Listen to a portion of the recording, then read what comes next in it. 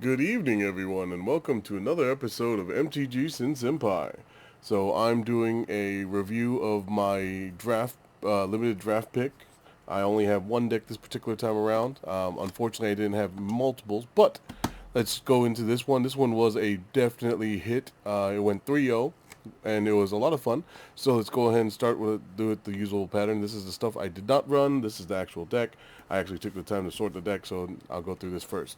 So this particular card I started off with, no, I did not start with this one. I think this was a pack 3, pick 1. There was nothing else in the pack that I really needed, and I felt like I did not want to deal with this. I mean, it's not the strongest card, but the fact that it lets my opponents kind of, dig into their deck, and triggering crime is actually super easy, so I decided to hate draft this. I'll be upfront and admit that. But at the point that I was picking this, I already had pretty much the majority of my deck put together. We have a back for more. I was thinking about splashing into the green because of this card, and this one is definitely a really strong card. It's just an amazing piece to not only recur something, but also to remove something at the same time. 4/6 mana is a little bit of investment, but it is at instant speed and it commits crime. So unfortunately, I cut it because I didn't go with the green. I don't think I had any massive creatures that made this payoff worth it. This Wolverine is cute, and I like the card. The concept of it is really fun, and the fact that you can plot it, and then whenever you cast it, you essentially get a free, I forget the term, but the exile draw card, essentially. So that is an option, so that's not the worst, and it's actually a pretty solid pick. Take up the shield. I believe I hate drafted this, but this was more around the end of the final few picks. It was like last pick one of the picks of the last 5 cards, I believe. I just don't like dealing with combat tricks of this nature, especially the fact that it gives that lifelink as well. So that does it's annoying to deal with. So I decided to pick that. Wanted Griffin, one of those cards I just don't like dealing with. Creatures with evasion, and it's just one of the cards I just picked. I think this was around the end though, but it is a solid 4 mana 3/2 that does replace itself, so it's not too bad. This one is, I believe, this is second to last pick. Instead of picking the land, I picked this one. Double spelling in this set is a solid thing. I don't think anyone in the pool really was going for it too hard. And if you're not double spelling, this card it's just not worth it. It's just not strong at all. Boombox was a lot of fun. This came around at the end. Unfortunately, I needed to cut it. I didn't really have any use for it, and I'm not really ramping too hard, so I decided not to run the Boombox, but it is a hilarious card. Ambush Gigapede. This card is insane, amazing, and the only reason it's in this side is because I have 2, and I couldn't run both. That's the only reason it's over here. But this is a perfect example of one of those cards that it's a great ETB effect, but doing back for more on this, it's not the strongest because of that 2 butt. So that's the only reason I didn't really run the back for more and the second Gigapede. Sterling Keykeeper. Keykeeper? Yeah, Sterling Keykeeper. This one's a pretty fun, interesting card. The fact that it can't target it can only target non-mounts, but it's not the worst. And the fact that this is committing crime constantly, so that's a nice, fun card, and that is there. This was one of the last picks, Mercenaries. I didn't really need the heavy hitter, unfortunately, but this is a pretty solid card, especially if you can do it as a combat trick. You make it indestructible until end of turn. It's pretty nice. Oasis Gardener. This was one of the cards I picked up because I was thinking about going 3 colors, but I decided to go 2 in the end. But the fact that ETB's gained some life and it's a solid mana fixer, I like the card a lot, but I didn't need it. Nezumi Link Breaker. I believe I have 2. I decided I only needed 1 because it's a solid 1/1 for 1, but I didn't need too many of them, so that's why I decided to cut this particular one. And Desert's Due. It's one of those cards that I decided to cut because I had too much removal. But it's a solid removal at 2, and it also does that, committing crime, so that's always fun. And then Bristleback Sentry, this is one of those cards that if I was in green, I really like it. It's a 2-mana 3/3 that getting itself or another creature with power 4 or greater is super easy. In this set, be it either equipment, +1/+1 counters, just static effects. There's so many ways to just do it, and there's so many creatures with just has general 4 power at the 3 cost that you can essentially attack with this turn 3. So it's a solid pick. Well, that's the cards I didn't run. Going into the deck itself, This particular land, I like this land a lot. The fact that it is accelerated mana essentially, and then also the fact that if you're picking up deserts, you're allowed to use your deserts again whenever you pick up a desert. So you're having that extra crime committal, and then of course a couple crimes. Or a couple lands, even though I'm not running, I don't think I was running anything white in this particular deck. The fact that the primary color in my deck is black, I'm still running these lands just because they commit the crime. And then same thing with the Sour Springs. It's just another one of those cards that I'm primarily black. I don't think I have anything in blue. Oh no, I do have one card in blue, now I think about it. And then the fact that I have this with that, it's just committing crime is such a powerful archetype. And this particular deck, it's essentially Rakdos crimes. And Skullduggery is one of my favorite cards from, I forget when this originally came out. I believe it was an Ixalan set. But it's just an amazing 2-for-1 combat trick. And it says, until end of turn, target creature you control gets +1/+1. And an opponent creature gets -1/-1. It says... Until end of turn, target creature you control gets +1. Yep. Yeah, it's just an amazing card, and the fact that you can use it as a battle trick, I like the card a lot. But yeah, it's kind of nuts. So there's that. And of course, getting 2 of them is just pretty nuts. Reckless Lackey is actually a pretty solid 1-mana 1/2 that it's got first strike and haste, so already kind of nuts. It's a Raging Goblin, but better. And then late game, I can sack it to draw a card and make treasure. It's just a really strong outlaw because it is a pirate. So as an outlaw, I do enjoy it.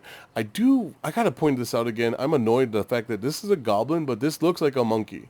It looked like Ragavan. Like, they look like monkeys. I don't understand why they made the goblins look like monkeys. It's just, it's so weird to me. But it is what it is. We got Highway Robbery. I like this card a lot just because, especially in the late game, either I'm discarding a land from my hand or I'm just blowing up an extra land because I have so many. And there is that one Madness card in the set that really pairs well with this. But I like this card for the card draw and the fact that you can either discard the card or sack the land. Fake Your Own Death. I know there's some people that are not big fans of the combat tricks like this, but I do like this particular combat trick because it also fixes my mana, and there are certain effects that I do enjoy with the either ETBs or I have dying triggers in this particular pool that was very strong. That Desert Zoo, like I said, I was talking, it's just removal that I had extra. It's just a solid removal, especially you have multiple deserts.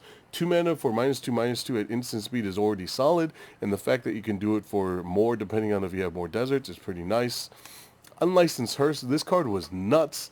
I mean, this is constantly committing crime. Yes, you do have to have targets in the graveyard to commit said crime, because it's not exile target cards from target graveyard, it's or exile target cards from a graveyard. So unfortunately, you have to have legal targets for this to be targeted.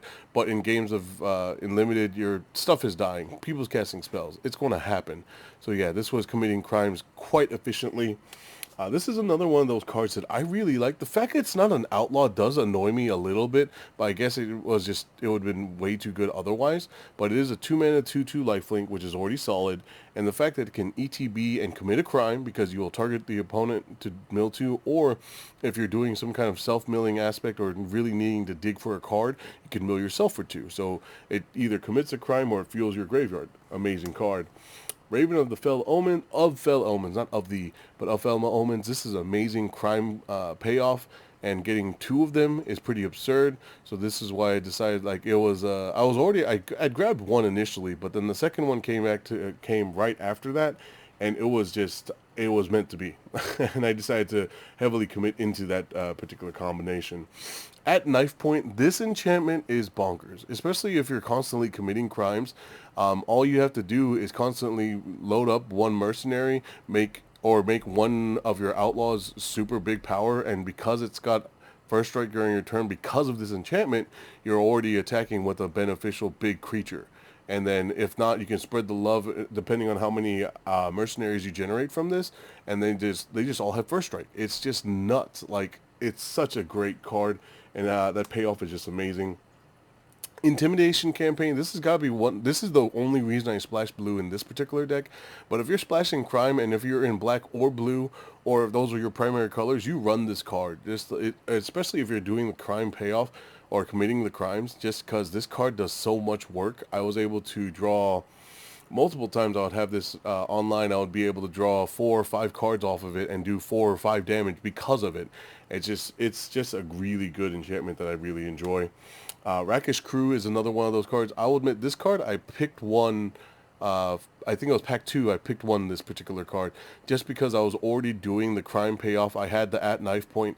I already had a bunch of mercenary or outlaws as it is, and the fact that this will drain and gain because of outlaws, and it generates an outlaw. It was just a really strong card, and I will probably I highly evaluate this just because it makes aristocrat. It makes the aristocrat deck really work as well. So not only was I doing the crime payoffs, I was doing aristocratic stuff as well.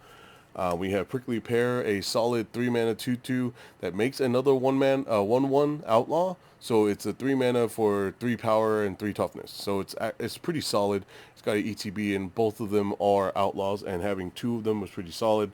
So I had those. I had to run both. This particular 3 mana 3/3 is pretty strong. Now, I don't think I really got off with the being at 4 power, but it's pretty easy because the sheer number of mercenaries that I was generating.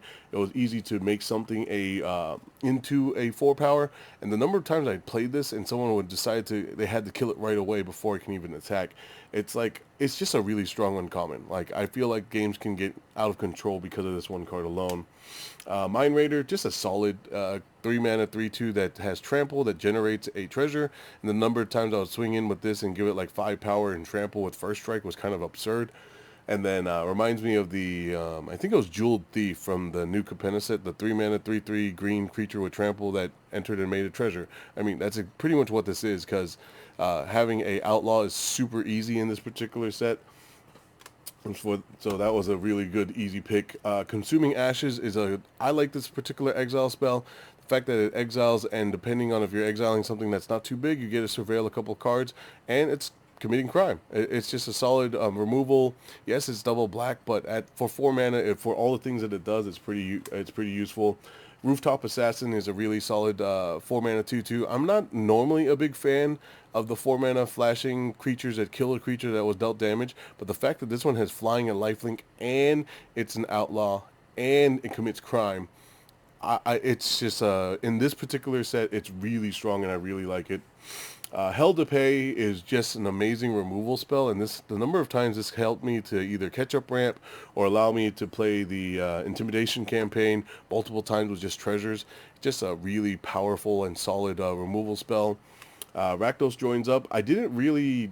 So this was my pack 1 pick 1, funny enough, and kind of put me into Rakdos, but I don't really have any like reanimation targets. It's more about just bringing back a valued creature to do effects like either the Raven to make to let it to have more crime, maybe the Summoner. It's just like I didn't have any one specific big creature to make it worth it, and I don't think I had any legendaries this particular pool, but this just helped me to have options to recur something. This is that other Ambush Gigapede. Of course, I had to play the foil one. If you have the option in limited, you always play the foil one because you got to flex on your opponent. Then Hellspur Brute. This is just a solid 5 mana 5/4 trampler that more often than not I'd cast for 3 mana, just because of like turn 3 Prickly Pear, turn 4 play it for 3 mana with another a Skullduggery. It's just nuts. Like it was just it's a really good solid mercenary payoff. Or not mercenary, but outlaw payoff.